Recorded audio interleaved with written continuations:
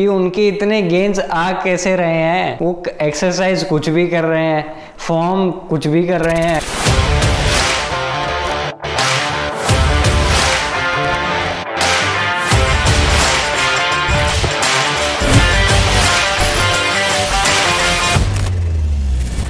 तो गाइज आज हम बात करने वाले हैं तरुण गिल की ट्रांसफॉर्मेशन के बारे में। 85 दिन में 85 डेज में वो ऐसे हो गए हैं। और उनके अगर हम वर्कआउट्स को देखें तो हमें उनकी ट्रांसफॉर्मेशन की सच्चाई का मालूम पड़ जाएगा कि कितना उसमें हार्ड वर्क है, कितना उसमें स्मार्ट वर्क है और कितना उसमें स्टेरॉइड्स का वर्क है। तो चलिए शुरू करते हैं ये वीडियो। तो गाइस तरुण गिल एमेच्योर ओलंपिया में compete कर रहे हैं और उसके लिए उन्होंने ये बॉडी ट्रांसफॉर्मेशन कंप्लीट करी है, जिसमें वो ओपन है कि उन्होंने स्टेरॉइड्स यूज़ करे हैं। लेकिन वो साथ में ये भी बोलते हैं कि उनकी लगन और उनके जो खुद में विश्वास है। लेकिन आपको पता है मेरी ट्रांसफॉर्मेशन सबसे जल्दी होने का सबसे बड़ा रीज़न क्या है? 2 है। नंबर 1 खुद पे भरोसा और जो उनके गुरु में विश्वास है, उससे ये पॉसिबल हो पाया है। लेकिन अगर हम उसकी सच्चाई को देखें ना तो उसमें कुछ और ही मिलेगा हमें। तो गाइस इसी ट्रांसफॉर्मेशन की सच्चाई जानने के लिए हम ये वर्कआउट की वीडियो देखते हैं कि कैसे वो वर्कआउट असल में करते हैं। क्या वो हार्ड वर्क करते हैं, क्या वो स्मार्ट वर्क करते हैं। क्योंकि ये वीडियो कुछ ही दिन पहले की है, डे 87 या 86 ऐसा ही कुछ डे था उनका, जिसमें वो ये वर्कआउट परफॉर्म करते हैं और उसमें 4 बॉडी पार्ट करते हैं, चेस्ट, बैक, ट्राइसेप्स और बाइसेप्स। और वीडियो की शुरुआत में नूर भाई बोल देते हैं कि मुझे भी नहीं पता कितनी बॉडी पार्ट कराने हैं। इसमें हम 4 बॉडी पार्ट को ट्रेन करेंगे, 5वां भी हो सकता है, भाई की एनर्जी पे डिपेंड है, वो सरप्राइजिंग भी होगा थोड़ा। तो इसमें सबसे पहले जो मैं ट्रेन कराऊंगा भाई को आज करेंगे, सबसे मतलब प्लस पॉइंट भाई का चेस्ट। कि उनका कुछ प्लान ही नहीं है पहले का कि हम आज ये ट्रेन करेंगे, इसमें हम इतने बॉडी पार्ट ट्रेन करेंगे, इतने सेट्स लगाएंगे, इतने रेप्स लगाएंगे। ऑन द स्पॉट वो डिसाइड कर रहे हैं कि हम 4 या 5 करेंगे depending upon on their energy. अब ये क्या बात हुई? आपके पास कुछ प्लान तो होना चाहिए। अगर आपके पास प्लान होगा तभी तो आप प्रोग्रेसिवली ओवरलोड कर पाओगे, तभी तो आप मसल बना पाओगे, वरना सारा काम तो स्टेरॉइड्स का ही हो गया। चलिए छोड़ देते हैं एक बार हम कि मान लेते हैं कि वो हार्ड वर्क ही है और एक बार ये वीडियो भी देख लेते हैं हम। तो वीडियो की शुरुआत में वो करवाते हैं उनसे वार्म अप सेट, वो हम भूल जाते हैं क्योंकि वो वार्म अप सेट ही होते हैं। तो गाइज इस वर्कआउट की पहली एक्सरसाइज है चेस्ट प्रेस। और इसको करने से पहले नूर भाई हमें एडवाइस दे देते हैं कि हमें 14 से 15 रेप्स लगाने हैं और हम एक के बाद एक एक्सरसाइज करेंगे बिना रेस्ट के। Set heavy weight, rep range 14-15 और non stop 4-5 exercises, between exercise no rest. और हमें ये वर्कआउट जो है 45 मिनट्स में कंप्लीट कर देना है। आई थिंक 45 मिनट्स में हमें वर्कआउट फिनिश करना है। देखिए ऐसा करना बिल्कुल भी अच्छा नहीं है अगर आप मसल ग्रोथ को अचीव करना चाहते हैं, क्योंकि जब आप कम रेस्ट लेते हैं ना या फिर रेस्ट लेते ही नहीं है तो आपकी मसल रिकवर नहीं हो पाती है पहले वाले सेट से। अगर आपकी मसल रिकवर नहीं होगी तो वापस से वो परफॉर्मेंस रिपीट नहीं कर पाएगी, और वो अगर परफॉर्मेंस रिपीट नहीं करेगी तो वो मसल ग्रो नहीं होगी। देखिए फॉर एग्जांपल देता हूँ मैं आपको। अगर आपके बाइसेप्स की लिमिट है कि 11 रेप्स पे वो ग्रो करेंगे, तो आपने पहले सेट में 11 रेप्स कर लिए, ठीक है, थोड़ा स्टिमुलस आ गया।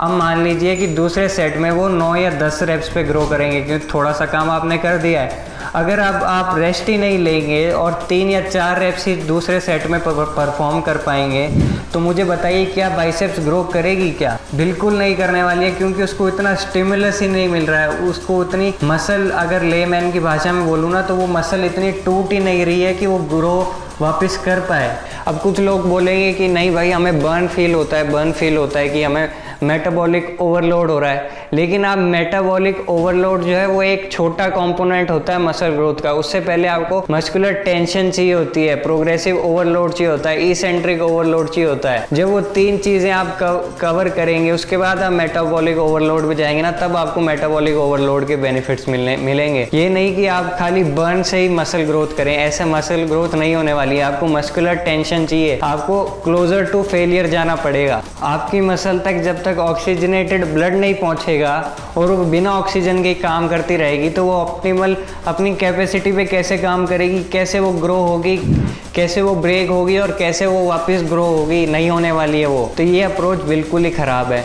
और उसके बाद वो बैक की एक्सरसाइज करते हैं वापस इसी पैटर्न में कि 4 एक्सरसाइज बिना रेस्ट के, तो उससे भी वही मामला हो गया कि सबके एक एक सेट लगा रहे हो और एक्सरसाइज भी बिना रेस्ट के कर रहे हो। तो गाइस ऐसे ही वो एक के बाद एक एक्सरसाइज करवाते जाते हैं बिना रेस्ट के। और इसमें जो दूसरी सबसे बड़ी प्रॉब्लम ये है कि वो हर दूसरे से तीसरे वर्कआउट में ही ना पूरा एक्सरसाइज रूटीन चेंज कर देते हैं। वो कभी भी एक रूटीन को फॉलो नहीं कर रहे हैं, ऑन द स्पॉट रूटीन बनाते हैं वो। अब आपको लग रहा होगा कि नहीं ऐसे करने से मसल शॉक होती है। ये सबसे बड़ी मिथ है कि अगर आप एक्सरसाइज चेंज करते रहेंगे हर वर्कआउट में तो आपकी मसल शॉक होगी। अभी इसी मिथ को मैं इसी वीडियो में बस्ट कर देता हूँ। देखिए आपकी मसल ग्रोथ कैसे होती है। 2 फेज में आपकी मसल ग्रोथ होती है। पहला होता है प्रिपरेटरी फेज, जिसमें कि आपकी मसल फाइबर्स डैमेज होते हैं, आपकी बॉडी को थोड़ा सा स्टिमुलस मिलता है। तो आपका जो सार्कोप्लाज्म है, जो आपकी मसल सेल्स का साइटोप्लाज्म है, जिसको हम सार्कोप्लाज्म बोलते हैं, वो एक्सपैंड होता है। कनेक्टिव प्रोटीन्स एक्सपैंड होते हैं। थोड़ा सा ग्लाइकोजन स्टोर करती है मसल सेल्स। इस प्रोसेस को होने में ना 3-4 हफ्ते लग जाते हैं। और अगर आप हर बार अलग अलग एक्सरसाइज करेंगे ना तो आपके एक ही मसल ग्रुप में अलग अलग मसल स्ट्रैंड्स हिट होंगे। मसल ग्रुप तो एक ही है, लेकिन मसल ग्रुप के अंदर भी तो मसल फाइबर्स हैं अलग अलग, और वो हर बार अलग अलग अगर मसल फाइबर्स हिट होंगे तो आप प्रिपरेटरी फेज में ही बने रहेंगे। 3-4 हफ्ते अगर आप एक एक्सरसाइज को करेंगे तभी तो आप प्रिपरेटरी फेज से आगे ग्रोथ फेज में जाएंगे। तो गाइज अगर मैं आसान भाषा में बताऊँ ना तो क्या होने वाला है, अगर आप अलग अलग एक्सरसाइज करेंगे तो पहले एक दिन के लिए कुछ मसल प्रिपरेटरी फेज में जाएंगे, फिर अगले दिन कुछ मसल प्रिपरेटरी फेज में जाएंगे, फिर अगले दिन कुछ मसल फाइबर्स प्रिपरेटरी फेज में जाएंगे। मतलब वो ग्रोथ फेज में जाने ही वाले ही नहीं है अनटिल एंड अनलेस आप एक एक्सरसाइज को कंटिन्यू करो। मिनिमम टू मिनिमम 2 हफ्ते तो आपको करनी होगी, या फिर 3 से 4 हफ्ते ऑप्टिमल है कि आपको मिनिमम इतना तो करना ही है ग्रोथ फेज में जाने के लिए। और ग्रोथ फेज में भी फिर आपको 4-5 हफ्ते वो एक्सरसाइज कंटिन्यू करनी है। मिनिमम 8 वीक्स तो आपको वो एक्सरसाइज करनी है अगर आपको उससे ग्रोथ लेनी है तो। नहीं तो आप प्रिपरेटरी फेज में ही बने रहोगे और आप सोचते रहोगे कि नहीं मसल शॉक हो रही है। मसल उल्टा कुछ शॉक नहीं हो रही, आप शॉक होगे जब आपके रिजल्ट्स 0 दिखेंगे आपको 4-5 महीने बाद। और ऐसा तरुण गिल के साथ क्यों नहीं हो रहा है वो भी हम वीडियो में जानेंगे कि उनकी ग्रोथ कैसे हो रही है। तो गाइज इसी वर्कआउट वीडियो में तरुण गिल जो है आगे आर्म्स के एक्सरसाइज लगाते हैं। और आर्म्स की एक्सरसाइज में पहली एक्सरसाइज लगाते हैं वो बाइसेप्स के लिए आर्म ब्लास्ट। आर्म ब्लास्ट में वो सीटेड इजी बार रेप्स लगाते हैं, सीटेड इजी बार कर्ल के रेप्स लगाते हैं। और पहले से ही सीटेड में हाफ रेप्स होंगे, क्योंकि आप नीचे पूरा जा ही नहीं पाएंगे, नीचे जाएंगे तो आपकी टांगे आ जाएगी। तो आपके हाथ तो यहाँ तक जाने चाहिए, लेकिन आपके हाथ यहाँ तक ही जा पाएंगे क्योंकि ये सीटेड है। लेकिन तरुण गिल इसको भी एक नॉच ऊपर ले जाते हैं, वो हाफ रेप्स के भी हाफ रेप्स परफॉर्म करते हैं। सिर्फ ये कर रहे हैं वो, वीडियो में देख लीजिए, मैं खुद से नहीं बना रहा हूँ। Arm blast.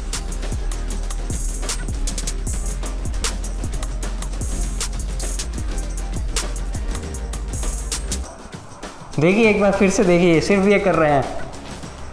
इससे आप मुझे बता दीजिए कि ग्रोथ होने वाली है कि नहीं होने वाली है। हाफ रेप्स के भी हाफ रेप्स यानी क्वार्टर रेप्स कर रहे हैं वो। इस एक्सरसाइज के बाद वो करते हैं रो पुश डाउन, और रो पुश डाउन के बाद वो करते हैं हैमर कर्ल, और हैमर कर्ल के दोबारा से वो करते हैं हाफ रेप्स। ये सिर्फ ये 1 2 3 4। हाफ रेप्स में आपकी मसल कैसे ग्रो होगी मुझे बता दीजिए। और फिर वो चौथी एक्सरसाइज वो करते हैं डंबल किक बैक्स। और अगर मुझे किसी एग्जांपल देना हो ना कि बिल्कुल ये जो वर्स्ट पॉसिबल फॉर्म है ये है, आपको इसकी तरह बिल्कुल भी नहीं करना है, तो मैं उनको ये वाली क्लिप दिखाने वाला हूँ। देखिए वो क्या करते हैं। 1 2 3 4 5 होल्ड 1। चलो वो चलाओ 1 2 3। तो गाइस वो क्या करते हैं इस एक्सरसाइज में जरा आप देख लीजिए। सिर्फ वो नीचे ये कॉन्ट्रैक्शन ही दे रहे हैं, सिर्फ इतनी। इसमें भी क्वार्टर रेप्स लगा रहे हैं और वो भी बिल्कुल सीधे खड़े होके, और इसमें कोई ट्राइसेप्स पे जोर नहीं आने वाला है। एक बार मैं आपको फिर से बताता हूँ कि क्या कर रहे हैं। वो सीधा यूँ खड़े हैं और सिर्फ ये कर रहे हैं। यूँ नहीं कि थोड़ा एंगल पे करें तो ट्राइसेप्स पे जोर आए, ये भी नहीं। ये कर रहे हैं वर्टिकल खड़े होके, और उसमें भी हाफ रेप्स भी नहीं, क्वार्टर रेप्स, सिर्फ ये। अब इसमें तो जो है एक्सरसाइज साइंस का भी नहीं, फिजिक्स का भी मर्डर हो रहा है। जिनको थोड़ा सा भी टॉर्क के बारे में पता है कि टॉर्क क्या होती है, टॉर्क का अगर हम सीधा सीधा फॉर्मूला भी देखें ना तो होता है आर एफ साइन थीटा। तो यहाँ पर जो है आर जो होता है वो एंगल डिस्टेंस होता है मोमेंट से। तो यहाँ पर डिस्टेंस तो हमारे पास काफ़ी है, फोर्स भी हमारे पास काफ़ी है, लेकिन जो साइन थीटा है वो यहाँ पर ज़ीरो है, क्योंकि फोर्स ऐसे लग रही है नीचे की तरफ और आप भी इसको वेट को इस तरफ पुश कर रहे हैं। तो यहाँ पर फोर्स का एंगल जो हुआ ज़ीरो हुआ, और इससे क्या होगा कि आपके जो ट्राइसेप्स पे जोर आएगा ना वो भी ज़ीरो आएगा। ये तो किसी आप 11वीं 12वीं के फिज़िक्स के स्टूडेंट से भी पूछे ना, वो भी आपको फ्री बॉडी डायग्राम बता देगा कि इससे ट्राइसेप्स पे जोर नहीं आने वाला है। और आयरनी तो ये हुई है कि थोड़े दिन पहले ही अभी नेट का पेपर था और उसमें फिजिक्स हार्ड आई थी, और तरुण गिल ने यहाँ पर ही ये वाला कांड कर दिया, ये वाला ट्राइसेप्स से जोर वाला। तो बहुत ही ज़बरदस्त वाली आयरनी हो गई है ये। तो आपको कैसे करनी है ये एक्सरसाइज, आपको थोड़ा सा बेंड होना है, आपको थोड़ा सा एंगल बनाना है। इस एंगल पे आप ऐसे पुश करेंगे ना तब आपका जो है ट्राइसेप्स पे ज़्यादा जोर आएगा, तब आपके ट्राइसेप्स जो है फोर्स जनरेट करेगी।